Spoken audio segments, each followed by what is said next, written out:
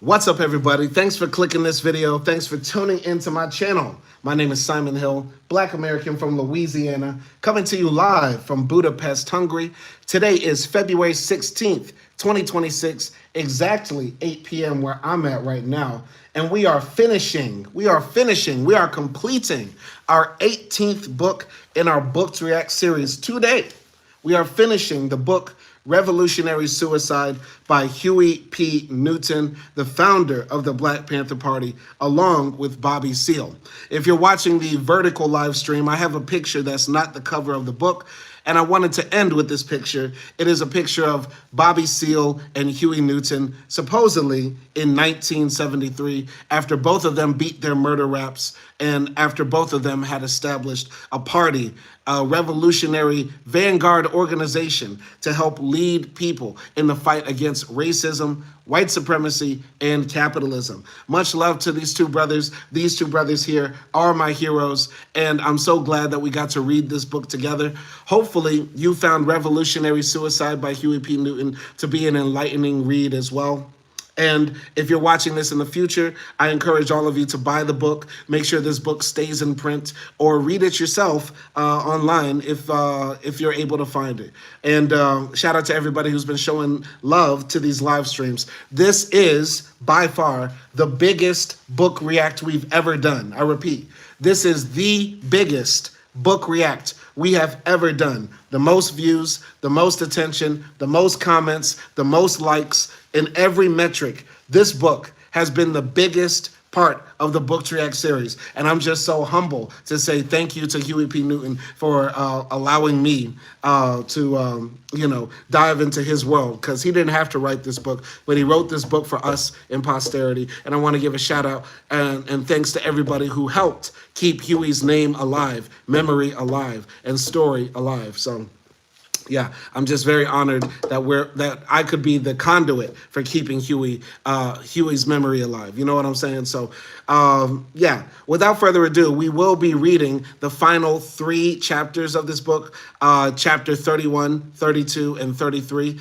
and the epilogue as well. Hopefully it's not too long. We might be on live for, an hour and a half as we blow through these pages. It's not that long, and hopefully you find it engaging. Let's get into it right here. Chapter 31 of Revolutionary Suicide, the autobiography of Huey P. Newton. Surviving. Shortly after David Hilliard was incarcerated, jury selection began for my second trial. The same problems in selecting an impartial and fair jury faced Charles Gary once again. One of the persons questioned for my panel had just served on David's jury. Under oath, he stated that he knew nothing about the Black Panther Party and its leaders. When it was pointed out that he had just convicted David Hilliard, he said he did not know David was a party leader. It was clear the prosecution was out to get a hanging jury. Being tried a second time on the same charges was a strange experience, a combination of suspense and deja vu. Most of the time, I was bored by what seemed a stale rerun of a familiar and flawed drama. It was just another charade to justify, just another charade. It was just another charade to justify their attempts to put me back in state prison for another 13 years. The major difference between the two trials was that this time I was out on bail, which meant that during the evenings I could conduct party business. Also, I could not be found guilty of a more serious offense than the one I had been convicted of the first time: voluntary manslaughter. Lowell Jensen, the first prosecutor in the first case, had become district attorney, and an assistant named Donald White was arguing for the prosecution. He was no match for Charles Gary, but it did not matter anyway, because all he had to do was follow the script from the first trial. The trial opened and moved along, with most of the same set of witnesses testifying. Once again, the prosecution leaned heavily on the testimony of Officer Haynes, and during Charles Gary's cross-examination of him, the first major surprise of the trial came, one that said a great deal about our opponents. During his questioning of Haynes, Gary was making the basic point that when I was ordered out of the car by Officer Frey, I was carrying only my criminal evidence law book. The book had my name written in it, in my own handwriting, and my blood was all over its pages. It had been a very important piece of evidence in the first trial, for it countered the prosecution charge that I had carried a gun that night. Gary turned to the court clerk and asked for the book, which had been entered into evidence in the first trial. The clerk replied that it had been lost. For a moment, I could not believe my ears, but I quickly realized that they were serious. They actually did not have the book. How could such a major piece of defense evidence disappear? Their explanation was that when the appellate court reviewed the trial and the evidence, they had taken everything related to the case, and somewhere between the appellate court and the Alameda County Courthouse, the book had been lost, although all the other exhibits were available. My second trial, which had at first seemed just a charade, now appeared to be turning into a circus. Although he claimed to be upset by the loss of the book, the prosecutor was not too convincing. He offered a photograph of it to be entered into evidence and generously stipulated that the photograph was a facsimile of my book and had indeed been a part of defense evidence in the first trial. But a photograph is not a book. The prosecution had a witness on the stand who said that I had turned and started firing at 2 policemen on October 28th. Yet the piece of evidence that disproved this claim, the only object I was carrying that night, was missing. And now they wanted to replace it with a facsimile. The jury could not see my bloodstains on the pages. They could not read my name on the flyleaf. And they could not see where I had underlined the relevant portions of the criminal code about reasonable cause for arrest, the section I always read to police and citizens during our encounters. Charles Gary protested this loss of crucial defense evidence and asked for a mistrial. It was denied. Then the trial went from charade to farce. The state had still another stunt to pull, and it came the next day when a squad of plainclothes men escorted a timid and very frightened man into court, Del Ross. It had not occurred to us that he would be called as a witness in the second trial because his credibility had been so thoroughly destroyed in the first. But we should have known better. Del Ross appeared out of nowhere. Well, not exactly out of nowhere, since he related how the prosecution had sequestered him in another state and brought him in for this trial, just as they had done with Henry Greer. I suspect that Ross had been pushed around and threatened because he was very fearful. The papers referred to him as an ex-motorist in reference to his explanation that he had been traveling since the first trial. Shout out to Jevin Schonebaum up in the chat and everybody else who's joining the conversation. We are finishing Revolutionary Suicide, Huey P. Newton's book, today. This is the final reading of this text. And shout out to Jevin Schonebaum, who's been here since, I would say, episode 2 or 3 of reading this excellent piece by Huey P. Newton. Continuing. On the stand, Ross said what was expected to him. He testified that he had lied in the first trial and then went on to give the testimony that he had offered before the grand jury.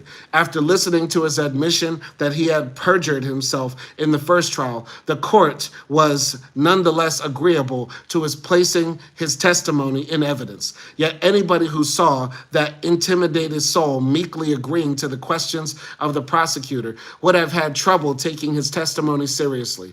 I marveled that they had the gall to put him on. All right. So shout out to Jevin Schonebaum saying, fuck Donald Trump. Ain't that the truth? Fuck Donald Trump and everybody who loves him. Continuing here. All right. At first, I felt sorry for him all over again, but I soon became angry with the prosecutor for staging such a ridiculous farce and calling it a trial.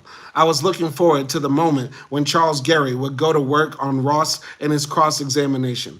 But because the district attorney had not told us that Ross would be called to the stand, Gary was unprepared to question him. He asked for a recess to return to San Francisco and get the tape and transcript of the interview he had held with Ross before the first trial. This evidence was extremely important because it demonstrated what an unreliable witness Ross was and cast doubt on his testimony. But the judge denied this reasonable request and ordered him to proceed with his questioning of the witness. At this point, I could not hold back my anger no longer. I felt that a cruel injustice was being done to us, and the need to make my views known was too strong to be overcome by the protocol of the courtroom. I stood up and declared that the trial would not continue unless they gave us time to prepare a proper cross-examination of Del Ross. The defense was justified in asking for time, I declared, particularly in light of the fact that the day before an important piece of defense evidence had been confiscated by the state. Now they refused us an hour's recess to secure critical information, although the prosecutor was routinely granted such delays. The courtroom was tense as I went on and told them that I had stood between the ignorance of my own people and the violence of the state with a law book in my hand, and now you have lost it. I told them to take me back to jail. Turning to the angry crowd, I urged them to be calm. If they touch me, you know what to do, I said, but be disciplined now. The people were beautiful and remained in place until I told them to leave the courtroom. Then they congregated in the hall outside and refused to clear the building. So I went out of the courtroom into the hall where the police were beginning to gather their forces. It was obvious that they wanted a mass arrest so that we would be caught in a net of charges, bail, and trials. Realizing that they ought to clear the building, I told them to go, that I could deal with the state and serve time for this. They left quietly. All right, giving a shout out to everybody up in the comment section. All right, shout out to Holly Preppy, 68. Shout out to Jevin, Sean, and Bum again up in the chat showing love. We're going to continue right here with Revolutionary Suicide, the autobiography of Huey P. Newton, the founder of the Black Panther Party. As we are halfway done with Black History Month and Ramadan is coming up tonight. Ramadan starts tonight. If you didn't know, now you know. You have no excuse not to fast. We're going to be finishing Revolutionary Suicide this evening, right here, right now, with all the people. Continuing here, Huey P. Newton says, then, amid the general confusion, I went back into the courtroom and approached Del Ross on the witness stand. The poor brother's eyes were wild with fear. Why are you sitting there, brother? I asked him. Are you afraid? A detective interrupted and told him not to listen to me. But I continued. Why do you obey him when he tells you not to speak? I don't hate you. I love you, brother. The police saw that my words were having an effect on him, so they took him away. When the courtroom was cleared, Gary left for his office in San Francisco. My plan had worked. I had recessed the trial, and now Gary would have time to check his office. Everything was under control, even though there were police everywhere, and the judge did not seem to know what was going on. I went upstairs to the jail and told the guards to open my cell, but they wanted me to sign papers admitting myself back into jail, thus revoking my bail. I refused to sign anything. Just put me in jail, I said. They opened the cell for me and said they would wait a few hours while Gary looked for the transcript. But if, after that, I did not sign the papers, they would kick me out of the jail. I laid down in the cell and fell asleep. Gary searched thoroughly for the tape and the transcript of his interview with Del Ross in 1968, but he could not find them. The office had been burglarized a few weeks before, and the Ross evidence was among the items that had been stolen. So empty-handed, but not discouraged, he returned to Oakland, and the trial resumed with his cross-examination of Ross. We need not have worried. Even without the transcript, Ross was such a strange witness that his credibility was destroyed all over again. First, he admitted to the court that he had been lying in the testimony he had given only an hour before. He had been guilty of perjury not merely once or twice, but 17 times. Second, he admitted that he was afraid of the district attorney and everyone else in the courtroom, the judge, the jurors, everybody. As if this were not enough, Ross then asked the judge's permission to address a question to the court, and the judge granted his request. There was a moment's silence. Then, looking out into the courtroom, Ross said, "Is there anybody here who believes in the truth? Would you raise your hand?" This was such a bizarre development that the entire courtroom sat stunned. No one moved or spoke except the district attorney, who raised his hand and said, "Mr. Ross, I believe in the truth." Okay. The judge leaned over and told White to put his hand down. Then Del Ross continued, "Because I don't know what the truth is myself." With that, Ross's effectiveness as a witness was demolished. I was sorry to see him so dehumanized, for he seemed to be living proof of what American society can do to oppressed and poor people. A despicable abuse of power had intimidated a weak man, a man who had little to lose, but who was terrified to let go of that. The whole pattern of his life had taught him to fear and defer to those who control society's institutions. At last, faced with the crucial test that resembled all the earlier small, humiliating choices in his life, he had no resources to help him resist. He gave in again, and his defeat ended in misery and shame. Sad. What a sad story. And if you don't remember, or if you're just not tuning in, Huey P. Newton is talking about being on trial for a murder he did not commit. He was accused of murdering a police officer, and the police are pulling out all sorts of stops to try to get him convicted. And one of the ways they're trying to convict him is calling this poor black man who was a bus driver in San Francisco who claimed he was a witness to the murder. They coached this poor black man to basically recite the police's line about how Huey is just this monster who's out here killing cops, and this poor black man coming up in this second trial where his testimony is just being demolished, and he's perjured himself on the stand 17 times. He's just fully defeated. And I think this goes to show that, in Huey's era, there was a battle between the Toms and the new free blacks, you know what I'm saying? And the Toms were sort of like older black people who were taught to look down when a white man talks to you and, step off the sidewalk when a white man's coming. And these new young blacks who are born, like the boomers in them, you know what I'm saying? Because Huey is literally a boomer. Like, they're like, we're not having that. We're not saying yes, sir, no, sir, yes, ma'am, no, ma'am. We looking the white man in the eyes and telling them, fuck the police. You know what I'm saying? So I think that was a struggle that it's hard to relate to in our age, because I was born in 1990, and if you're a millennial or a Gen Z, the timing issue isn't the problem. Oh, it recently became a problem again because now we have wild, radical black Republicans and black MAGA running around. But the Tom issue is not the problem. You know what I'm saying? For a long time, it's just been the backwardness of a lot of people. You know what I'm saying? Because a lot of us got bought into materialism, capitalism, and the chase of the petty bourgeoisie lifestyle. But I digress. Let's go here to the comment section. Jevin Schonenbaum is saying, F Donald Trump. Exactly. That's the message. That's the attitude. That's the feeling. Fuck Donald Trump and everybody who loves him. You get what I'm saying? All right. Let's continue here. You'll see me. I don't know why it stopped. Anyway, continuing here. So, after this thunderbolt, everybody needed a respite, and the court recessed for the weekend. Later that day, thinking about what had happened to Ross and how the prosecution had manipulated him, I had an idea. What I planned to do would certainly end the trial and might even send me back to jail, but I felt it would be an important political statement.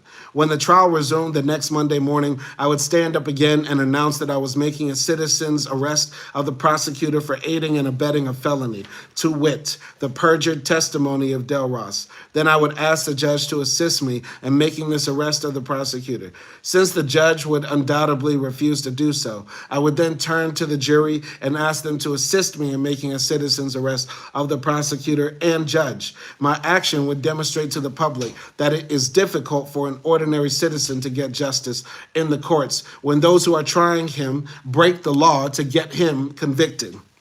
There is no recourse but to appeal to the people's sense of justice. Such a political message would have a strong impact on the consciousness of the people. My lawyers were skeptical, but they agreed to do the legal research on my plan, since I wanted a solid legal foundation for what I was about to do. However, after reading the law, they told me it was not possible to make a citizen's arrest of a district attorney or judge. They were officers of the court, and only a grand jury could indict them. I abandoned the ploy, although still convinced I had a good point. What other avenue was open when law enforcers could break the law with impunity, while ordinary citizens have no defense against them? If it had been possible to arrest the district attorney and judge, I might have had to go back to jail. But a strong point about the need for revolutionary justice would have been made. The remainder of the trial was uneventful. The same ballistics experts testified about the same things, and it became even more boring with repetition. This time, our defense was much shorter than during the first trial. I took the stand first and told the truth about the incident. Prosecutor White then cross-examined me, performing a lot of common antics in the process, but he was not too successful in his attempts to undermine my testimony. I did not budge an inch. He lacked the polish and skill of Lowell Jensen, and as a result, our exchange was neither challenging nor stimulating. The jury deliberated for what seemed a long time in view of the fact that this was a second trial and there were fewer charges. The longer the deliberations dragged on, the more confident I became that someone was holding out for acquittal. Finally, the jury filed back into court and told the judge that they were hopelessly deadlocked, 11 for conviction and 1 for acquittal. The judge declared a mistrial and dismissed them. I would have to face yet another trial. During the third trial, everything really went our way. It was the same tired old show all over again. Prosecutor Donald White, Herbert Haynes, Henry Greer, and Del Ross, and their supporting cast. However, the whole scene had become more and more Kafkaesque. The script did not run the same way, and the first evidence that the plot was changing in our favor came when Officer Haynes forgot his lines. All through the first and second trials, Haynes had said that Gene McKinney and I were the only ones at the scene of the incident besides himself and Frey. Then in the third trial, he said that he remembered another person at the scene, a man who had on a light tan jacket but who was not the passenger. The third man came to light while he was being cross-examined by Gary, and when Haynes realized that he had forgotten his script, he became confused and dropped his head in shame. Shortly after that, when the court took a recess the jury filed out, the district attorney grabbed Haynes by the collar and scolded him in the open courtroom. Haynes's memory slip had changed everything, and I knew then he would win this one in spite of the testimony of Henry Greer. A third man had Haynes harbored the third man in his memory all this time? Had an amnestic curtain lifted for the policeman who had never been the same since that night?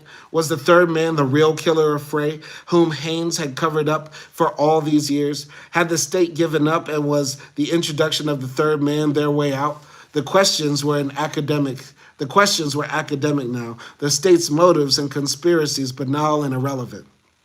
When it came time for the defense to present its case, Gary was ready with a special surprise for the prosecution. He was going to disprove the entire testimony of Henry Greer. One surprise had been carefully prepared during the first and second trial, and now we were ready to bring it out. Henry Greer had never been at the scene of the October 28th shooting. Shout out to Layla Henderson. Up in the chat, showing love as well as everybody else who is joining our reading of Revolutionary Suicide, the finale of Huey P. Newton's autobiography. Shout out to Layla Henderson, S8H, and everybody else up in the live stream chat right now. Continuing.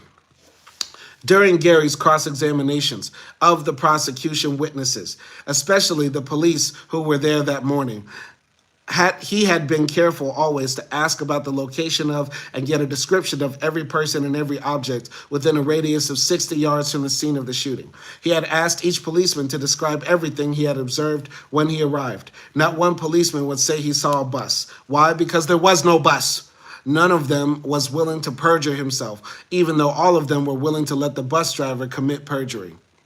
All right. Shout out to DLT Play. Shout out to DLT Play up in the comment section, showing love. Shout out to him and everybody else up in the comments. Leave 67 comments. I want to see 67 comments from DLT Play. And yeah, let's continue reading Revolutionary Suicide by Huey P. Newton. So, Charles Gary called to the stand, the one man who was able to verify Greer's route and time schedules the night of the incident, the supervisor for the bus company. We had wanted the supervisor to testify in the earlier trials, but we were also afraid that he might lie and support the perjury of Greer. Still, we wondered why the prosecution had not brought in the timer and supervisor to bring up Greer's story. We were still cautious about using his testimony during the second trial, but we began to gather all the evidence to the effect that in the space of 60 yards in every direction, no policeman had seen a bus. In the first trial, we were even afraid to bring in these measurements because we thought they might spring the supervisor on us. So we waited and waited, making an airtight case against Greer before we finally discredited his testimony. All right. So shout out to Layla Henderson and DLT up in the comment section, showing love. Thank you for joining the live stream, and leave as many comments as you can. I want to see 1 million comments. I want to see that chat going at the speed of light. A lot of comments, show a lot of comments, show a lot of love so that we get more people tuned in to this radical messaging right here. I need the help of the people to spread this message wide. 1 million comments, or 67 comments at the very minimum. Continuing. So Greer had testified that he was within 10 feet of the whole incident, that he had driven up in his bus and braked very near to the parked automobiles, and he had seen the shooting clearly. Okay, I apologize.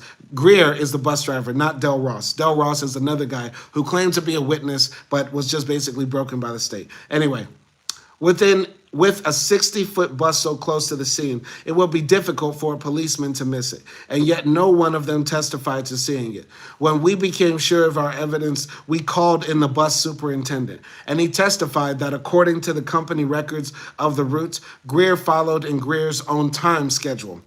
It was impossible for Greer to have been at his checkpoints and also at the scene of the shooting. According to the supervisor's records, Greer must have been at least 1.5 to 2 miles away at the time of the incident. Thus, the bus supervisor backed up the police who testified for the prosecution. There was no bus on the scene. Shout out to Harshad786 up in the comments section. Rest in peace, Tupac Shakur. And we are reading the work of the Panther who brought us Tupac Shakur, because without Huey P. Newton, it's very likely that Tupac would have never been born, because his mother and father met as members of the Black Panther Party chapter in New York City. So we are reading Huey P. Newton's work, Revolutionary Suicide, the autobiography, the memoir of our great ancestor. Shout out to Wheelchair Jimmy up in the comments section as well. I appreciate everybody showing comments, showing love. Let's get those comments rolling. I need that chat going at 1 million miles per second. I need a lot of comments so we can continue. We can continue to get Huey P. Newton's radical messaging out there. We need more people out there hearing the words of Huey P. Newton.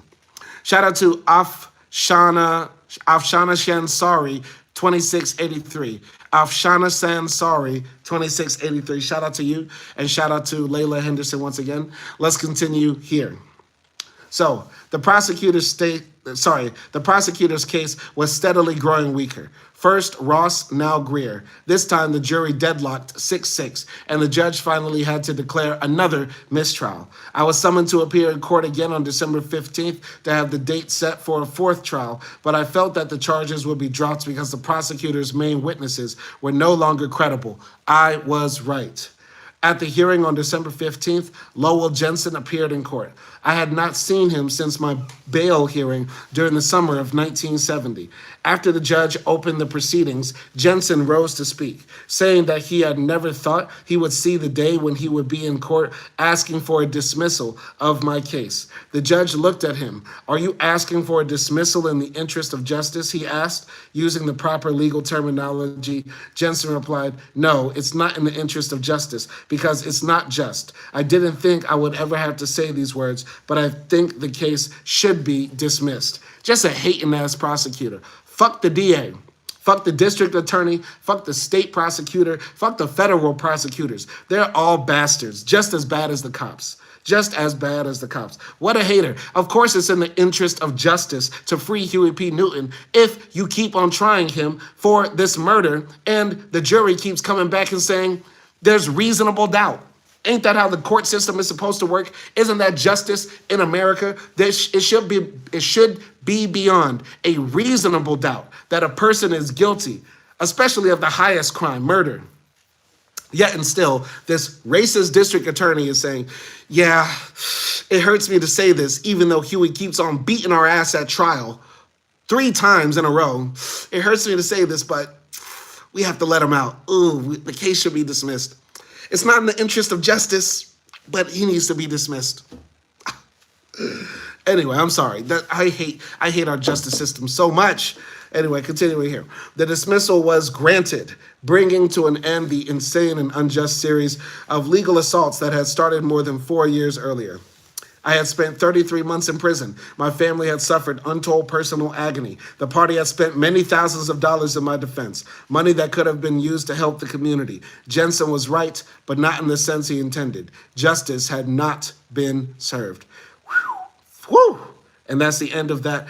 That's the end of chapter 31, where Huey is talking about finally beating the feds. And not the feds, he beat the state of California. Beat the state of California over his head 3 times. Took it to trial 3 times. They couldn't make it stick to your boy. Couldn't make it stick to your boy. And he bounced back. Bullets just bouncing off of him. Boom, boom, beat another trial, beat another trial. That's what Huey was doing. And he did that for 4 years of his life. 4 years of his life. 4 years of his life. Crazy. Crazy, but I'm glad he was able to do it. And once again, this is very inspiring for me because right now I'm in university. I'm in university right now and I'm struggling. Going back to university has financially ruined me. Going back to university has been one of the most difficult years of my life. But seeing that Huey went through 4 years of literally facing the death penalty, the state of California was doing everything in its power to kill this young black man at 25 years old. The least I could do at 35 years old is get educated again. And even then, Huey P. did all of this and got his degrees furthest as you could go. Got his PhD. Come on now. Is this not one of our heroes? Is this not one of our heroes? For Black History Month, should we not all be proud of what Huey did and be inspired to take it even further than what he did? You know what I'm saying? But I continue here. We only have 2 more chapters to go in Revolutionary Suicide, the autobiography of Huey P. Newton. Let's go to chapter 32. It's titled China, and it goes something like this. The people who have triumphed in their own revolution should help those still struggling for liberation. This is our internationalist duty, said by Chairman Mao Zedong, in the Little Red Book. Today, when I think of my experiences in the People's Republic of China, a country that overwhelmed me while I was there, they seem somehow distant and remote. Time erodes the immediacy of the trip. The memory begins to recede. But that is a common aftermath of travel, and not too alarming. What is important is the effect that China and its society had on me, and that impression is unforgettable. While there, I achieved a psychological liberation I had never experienced before. It was not simply that I felt at home in China. The reaction was deeper than that. What I experienced was the sensation of freedom, as if a great weight had been lifted from my soul and I was able to be myself, without defense or pretense or the need for explanation. I felt absolutely free for the first time in my life, completely free among my fellow men. This experience of freedom had a profound effect on me because it confirmed my belief that an oppressed people can be liberated if their leaders persevere in raising their consciousness and in struggling relentlessly against the oppressor. All right. Shout out to Nelson Moreno up in the chat. He says he too is financially ruined. We all are, sir. We all are. But I appreciate your donation to the fund, to the cause of sending a young black man through university. Yes, for the price of a cup of coffee, you can help a young black man get his education.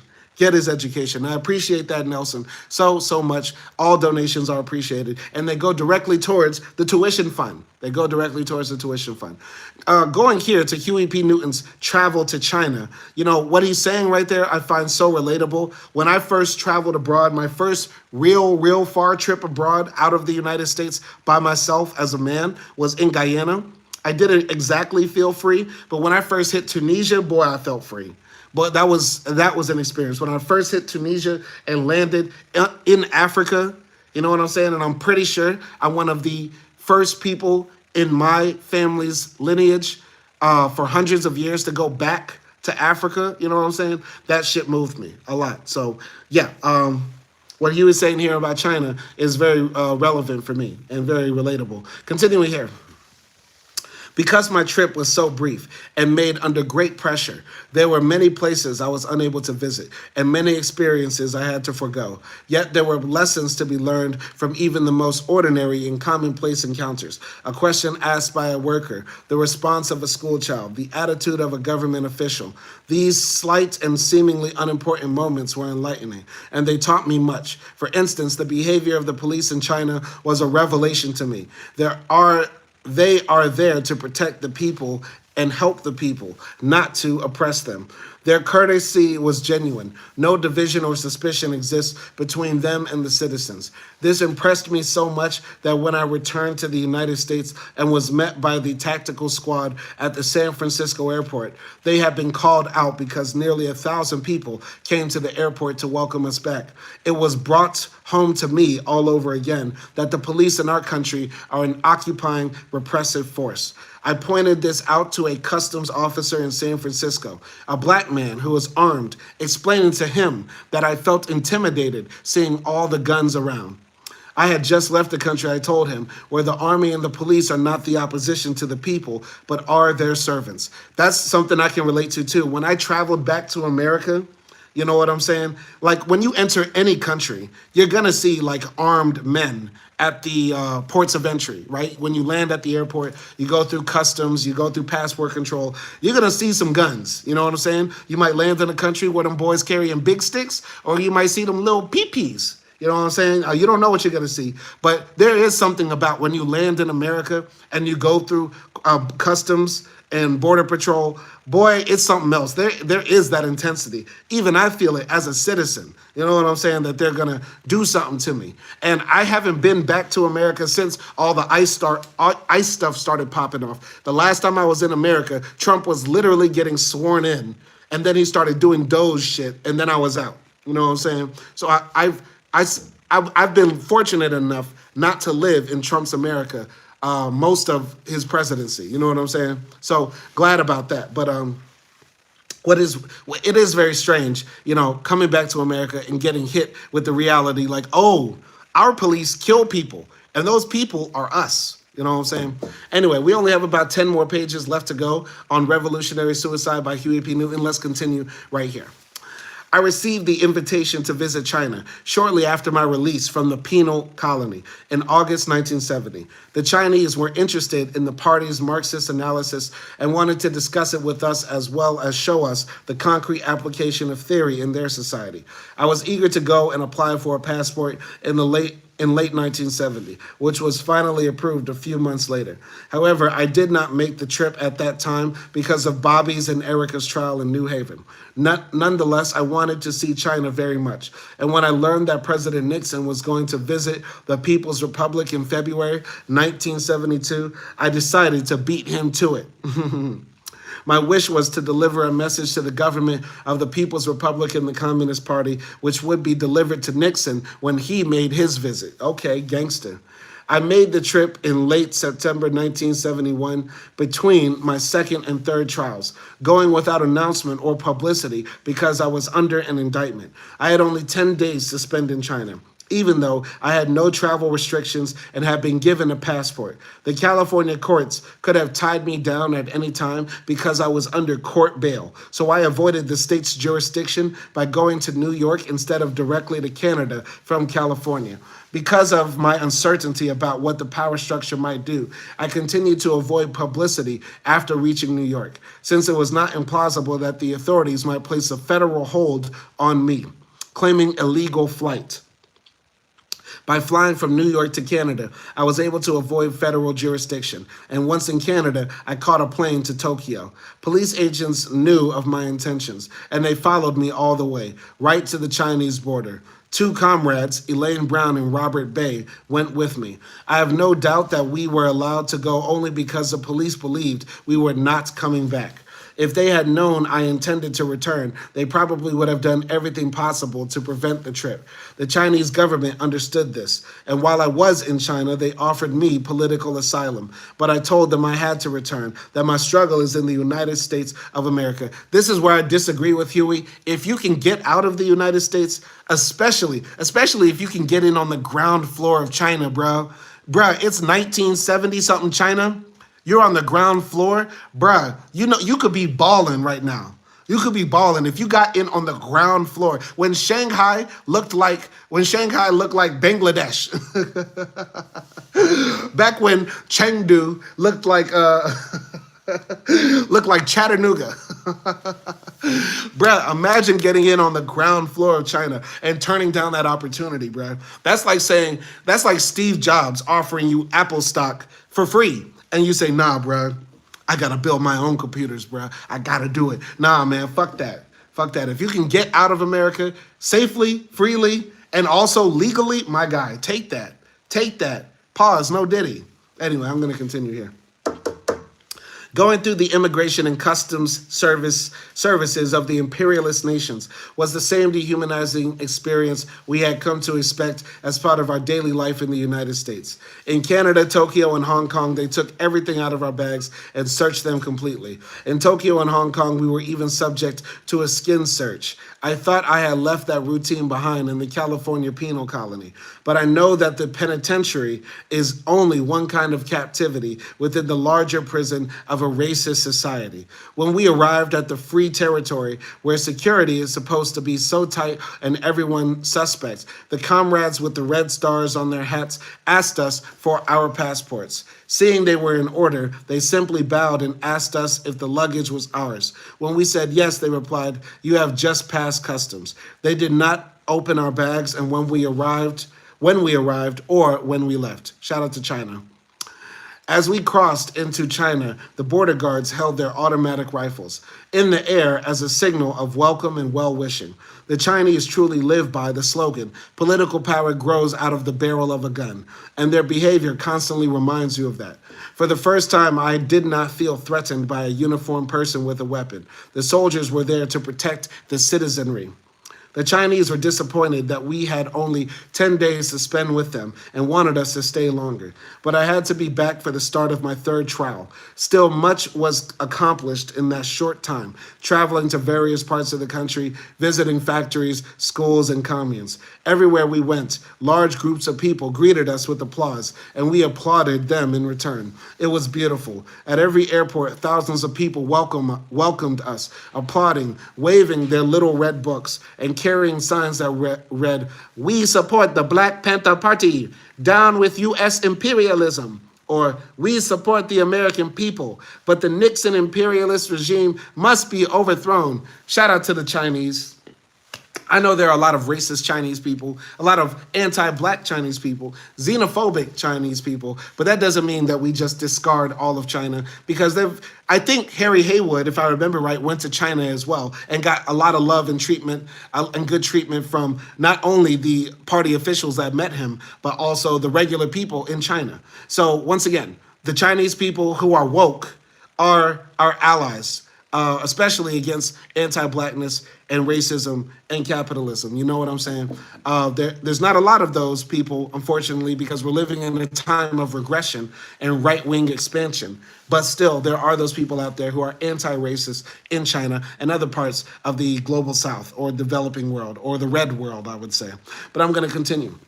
We also visited as many embassies as possible. Sightseeing took second place to Black Panther business and our desire to talk with revolutionary brothers. So the Chinese arranged for us to meet the ambassadors of various countries. The North Korean ambassador gave us a sumptuous dinner and showed films of his country. We also met the ambassador from Tanzania, a fine comrade, as well as delegations from North Vietnam and the Provisional Revolutionary Government of South Vietnam. We missed the Cuban and Albanian embassies because we were short of time. When news of our trip reached the rest of the world, widespread attention focused on it, and the press was constantly after us to find out why we had come. They were wondering if we sought to spoil Nixon's visit, since we were so strongly opposed to his reactionary regime. Much of the time, we were harassed by reporters. One evening, a Canadian reporter would not leave my table, despite my asking him several times. He insisted on hanging around, questioning us, even though we had made it plain we had nothing to say to him. I finally became disgusted with his persistence and ordered him to leave. Seconds later, the Chinese comrades arrived with the police and asked if I wanted him arrested. I said no. I only wanted him to leave my table. After that, we stayed in a protected villa with a Red Army honor guard outside. This was another strange sensation, to have the police on our side. We had been promised an opportunity to meet Chairman Mao, and the Central Committee of the Chinese Communist Party felt that this would not be appropriate since I was not a head of state. But we did have two meetings with Premier Chu and Lai.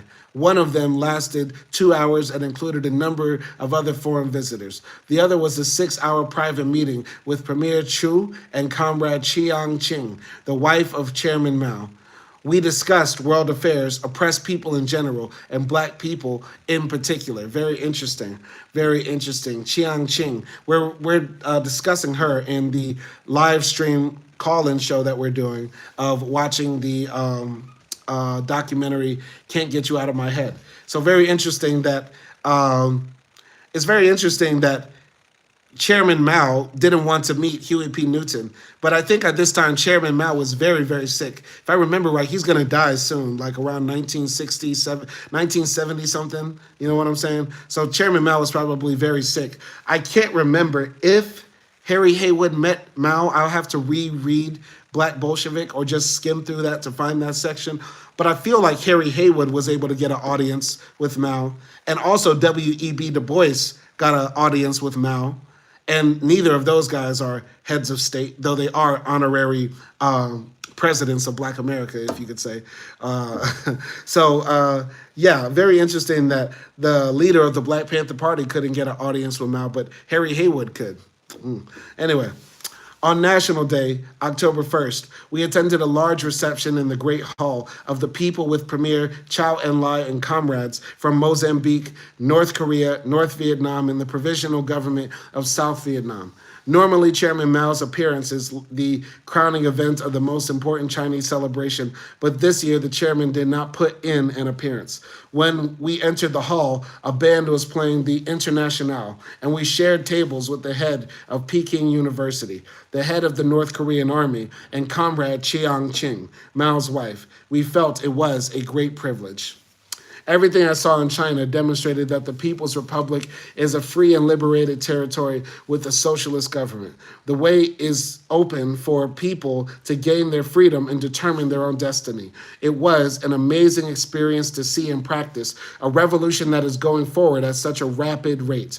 To see a classless society in operation is unforgettable. Here, Marx's dictum, from each according to his abilities to each according to his needs, is in operation. But I did not go to China just to admire. I went to learn and also to criticize, since no society is perfect. There was little, however, to find fault with. The Chinese insist that you find something to criticize. They believe strongly in the most searching self-examination and the criticism of others and, in turn, of self. As they say, without criticism, the hinges of the door begin to squeak. It is very difficult to pay them compliments. Criticize us, they would say, because we are a backward country. And I always replied, no, you are an underdeveloped country. I did have one criticism to make during a visit to a steel factory. This factory had thick black smoke pouring into the air. I told the Chinese that in the United States, there's pollution because factories are spoiling the air. In some places, the people can hardly breathe. If the Chinese continue to develop their industry rapidly, I said, and without awareness of the consequences, they will also make the air unfit to breathe. I talked with the factory workers, saying that man is nature, but also in contradiction to nature, because contradictions are the ruling principles of the universe. Therefore, although they were trying to raise their levels of living, they might also negate the progress if they fail to handle that contradiction in a rational way. I explained that man opposes nature, but man is also the internal contradiction in nature. Therefore, while he is trying to reverse the struggle of opposites based upon unity, he might also eliminate himself. They understood this, and they are seeking ways to remedy this problem. Very interesting. Huey P. Newton went there and said, yeah, y'all polluting way too much. Like, I could imagine China back then was probably hella dirty, man. Like, you got a coal plant right next to a pre-K, and the kids just breathing in soot. Just all that soot. Anyway, continuing here. My experiences in China reinforced my understanding of the revolutionary process and my belief in the necessity of making a concrete analysis of concrete conditions. The Chinese speak with great pride about their history and their revolution and mention often the invincible thoughts of Chairman Mao Zedong. But they also tell you this was our revolution, based upon a concrete analysis of concrete conditions. And we cannot direct you, only give you the principles. It is up to you to make the correct creative application. It was a strange yet exhilarating experience to have traveled thousands of miles across continents to hear their words. For this is what Bobby Seale and I had concluded in our own discussions 5 years earlier in Oakland, as we explored ways to survive the abuses of the capitalist system in the black communities of America. Theory was not enough, we had said. We knew we had to act to bring about change. Without fully realizing it, we were following Mao's belief that if you want to know the theory and methods of revolution, you must take part in revolution. All genuine knowledge originates in direct experience. Shout out to Chairman Mao. Very interesting that Huey visited, China, and as far as I know, he didn't visit the Soviet Union. I don't know exactly what Huey's opinions were on the Soviet Union. I know he mentioned earlier that when he was a kid, when the Soviets were trying to bring missiles to Cuba, he was supporting the Soviets bringing missiles to Cuba.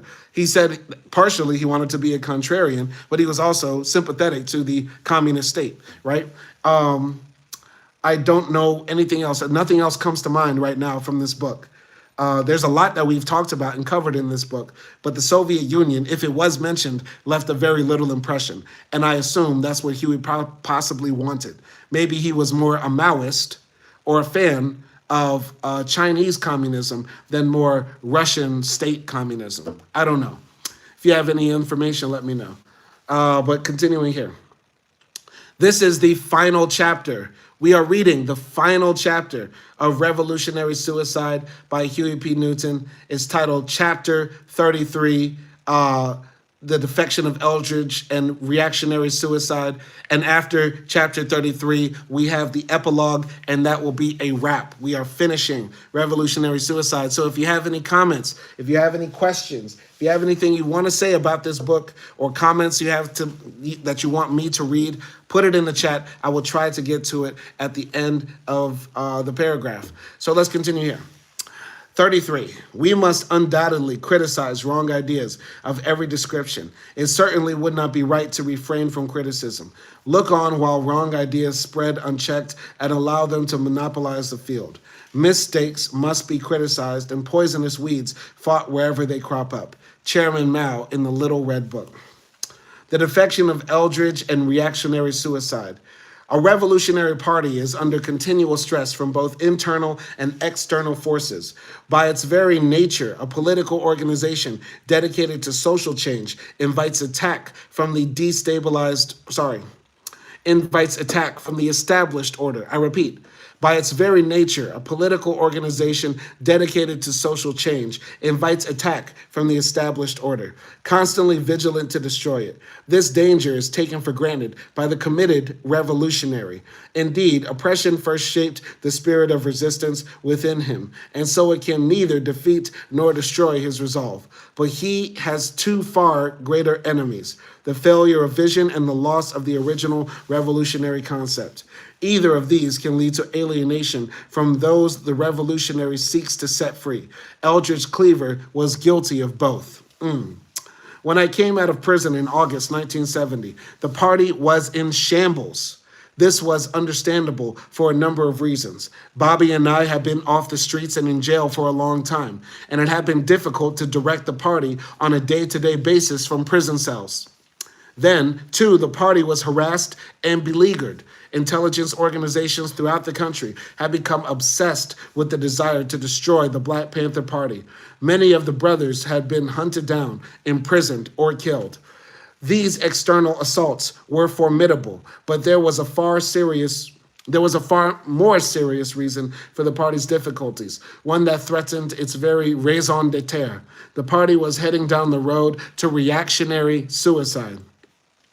Under the influence of Eldridge Cleaver, it had lost sight of its initial purpose and became caught up in irrelevant causes, estranged from Black people who could not relate to it. The Black Panther Party had defected from the community. The party was born in a particular time and place. It came into being with a call for self-defense against the police who patrolled our communities and brutalized us with impunity. Until then, there had been little resistance to the occupiers. We sought to provide a counterforce, a positive image of strong and unafraid Black men in the community. The emphasis on weapons was a necessary phase in our evolution, based on Frantz Fanon's contention that the people have to be shown that the colonizers and their agents, the police, are not bulletproof. We saw this action as a bold step in making our program known and raising the consciousness of the people. But we soon discovered that weapons and uniforms set us apart from the community. We were looked upon as an ad hoc military group, acting outside the community fabric and too radical to be part of it. Perhaps some of our tactics at the time were extreme. Perhaps we placed too much emphasis on military action. We saw ourselves as the revolutionary vanguard and did not fully understand then that only the people can create the revolution. At any rate, for 2 or 3 years, our image in the community was intimidating. The people misunderstood us and did not follow our lead in picking up the gun. At the time, there was no clear solution to this dilemma. We were a young revolutionary group seeking answers and ways to alleviate racism. We had chosen to confront an evil head on and within the limits of the law, but perhaps our military strategy was too much of a great leap forward. That's possibly one of the most interesting, fascinating, moving, and intelligent paragraphs in this book. And it's something that people don't talk about with the Black Panthers. Of course, carrying the guns, dressing up very cool is how the Panthers were known and are still known. But here, Huey is saying, maybe it was a mistake. Maybe it was a mistake to overemphasize the guns, the radical look, the idea that they're going to just blow a hole in every pig, at least the threat of it by patrolling the neighborhood with shotguns in view. Maybe that was an overreach. Maybe it was a great leap forward.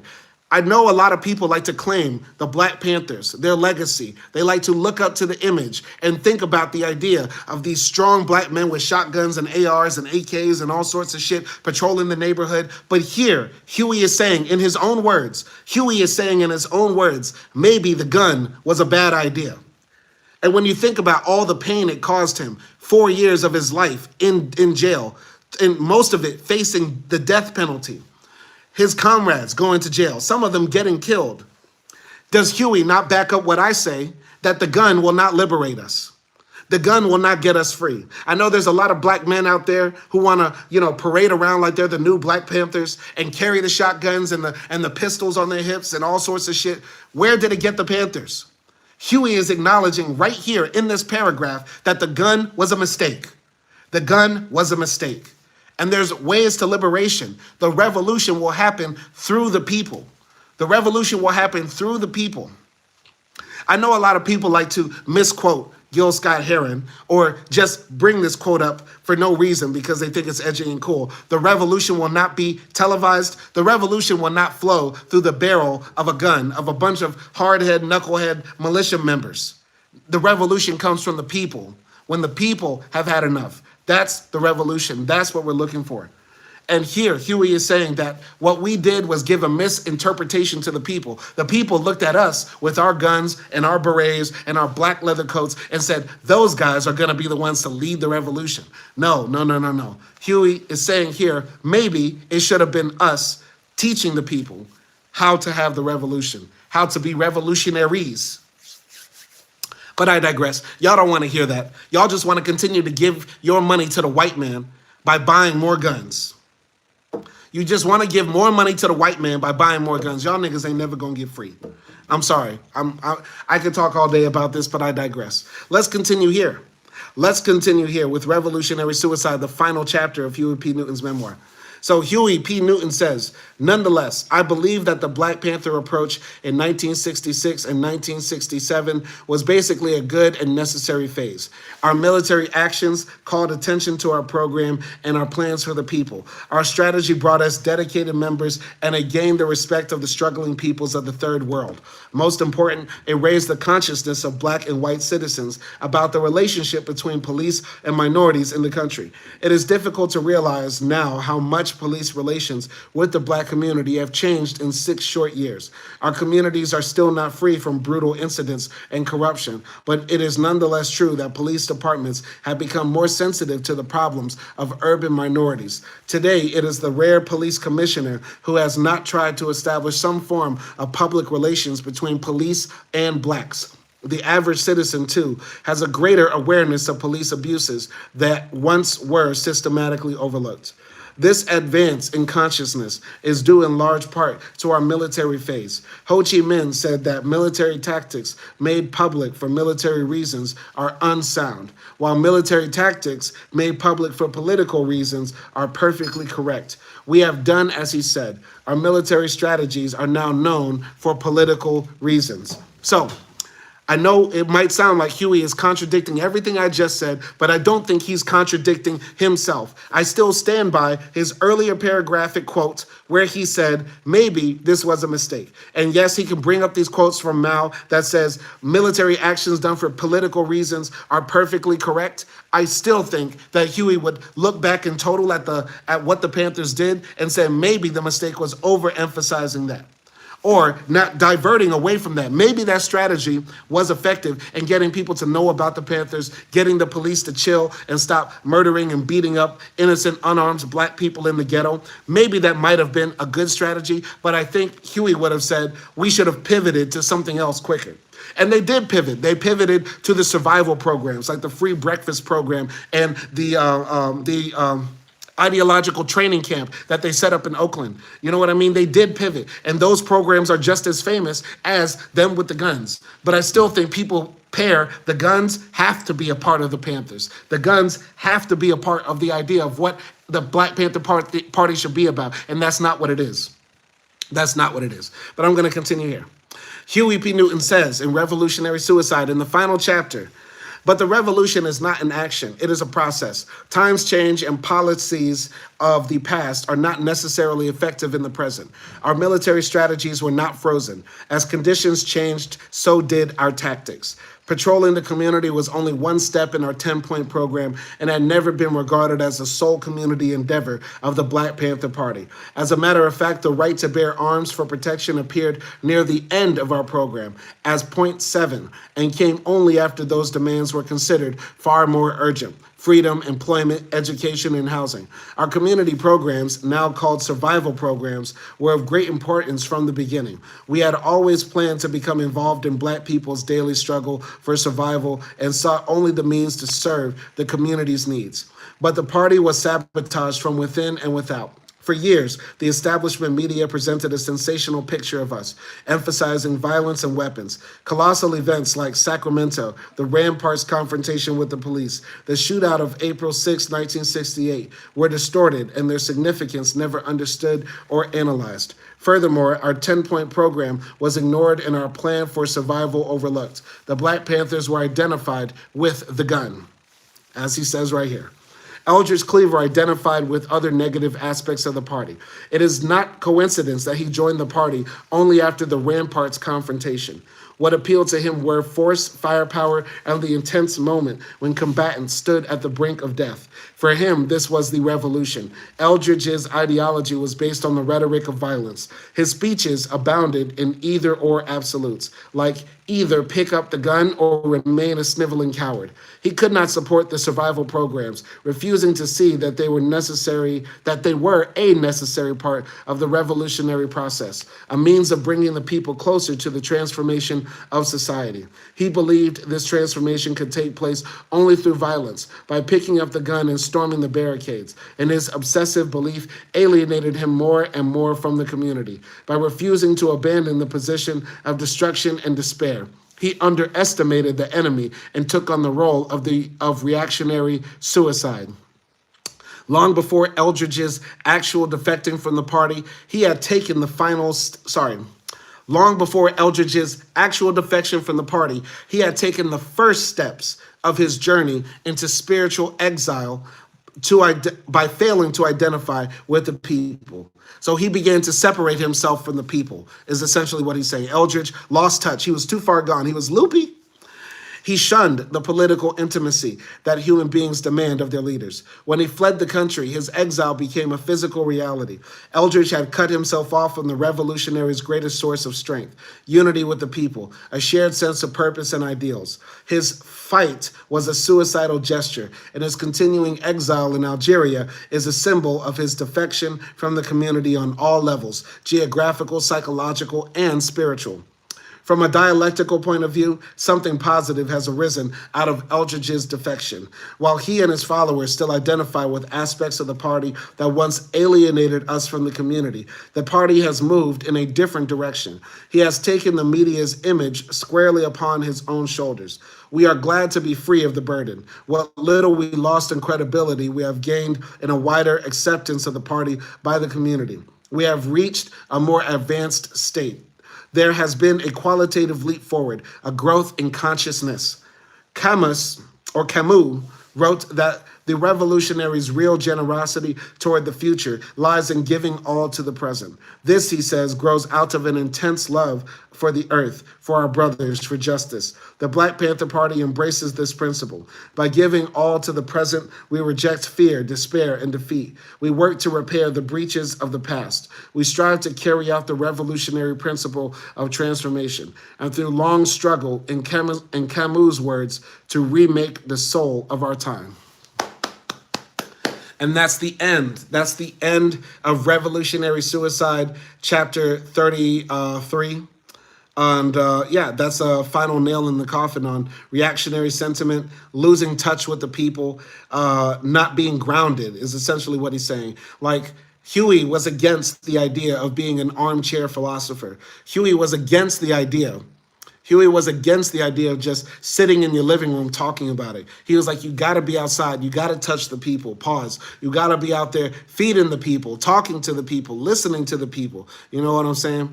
And as Nelson is saying here, that was beautifully written and honest. And Huey was very earnest and forward thinking. Yes. Nelson says it was a great book. I totally agree. We have one final section. It's literally only one page. There's one page, it's the epilogue, where Huey is wrapping up the book. These are Huey's final thoughts right here in the epilogue titled, I Am We, one page.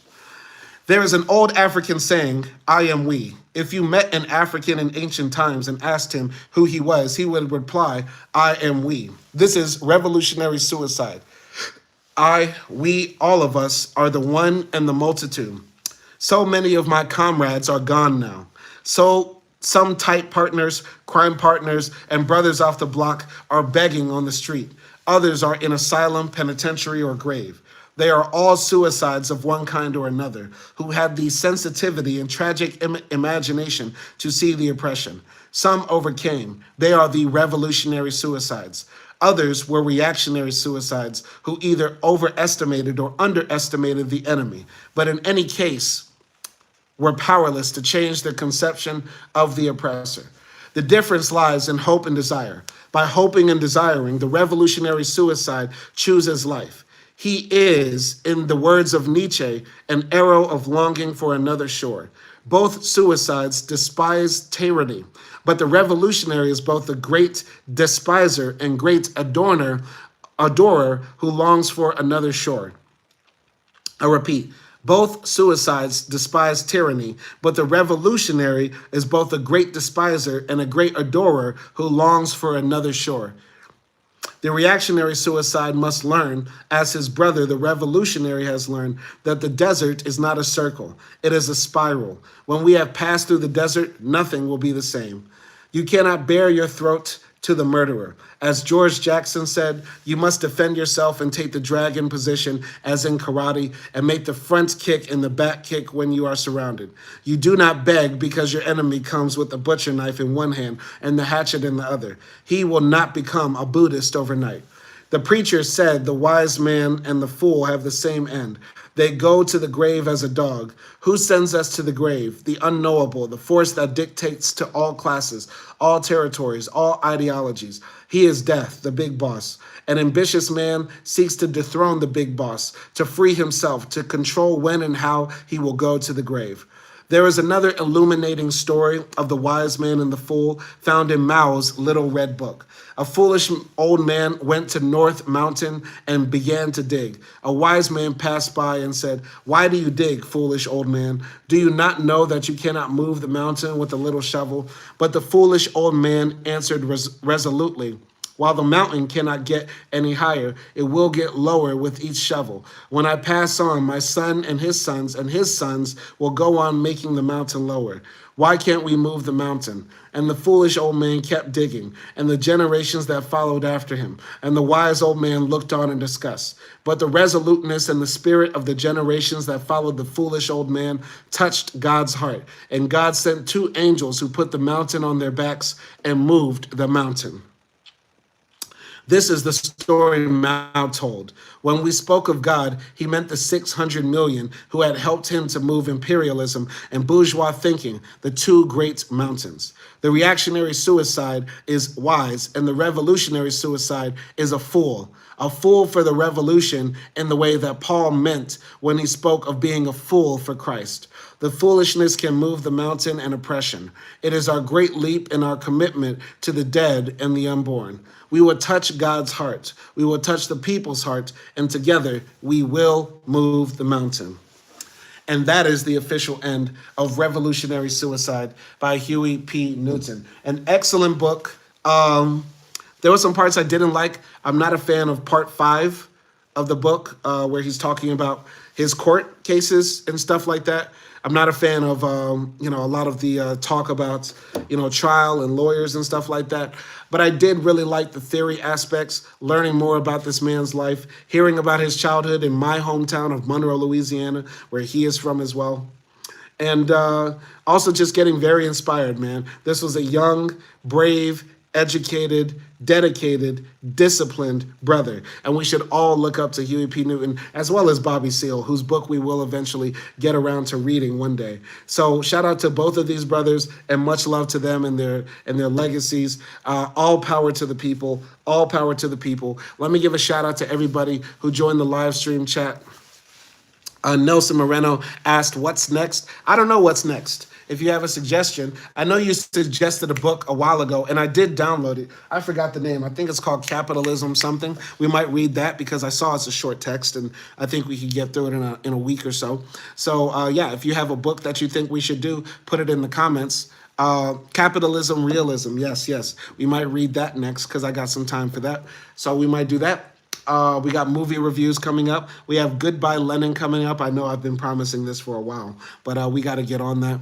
And yeah, we got a lot coming on this channel, like always. Let me give a shout out to everybody who joined the live stream. Let me give a shout out to Layla Henderson, Afshana Shari, Wheelchair Jimmy, DLT Play, Harshad786. Who else? Jeven Shonabam, Holly Preppy 68. Holly Preppy 68, okay. Who else? David Formy, Dominic C, Baal Das Edits, and everybody else is going to watch this in the playback. I appreciate all of you out there. Be easy and peace. All power to the people. All power to the people.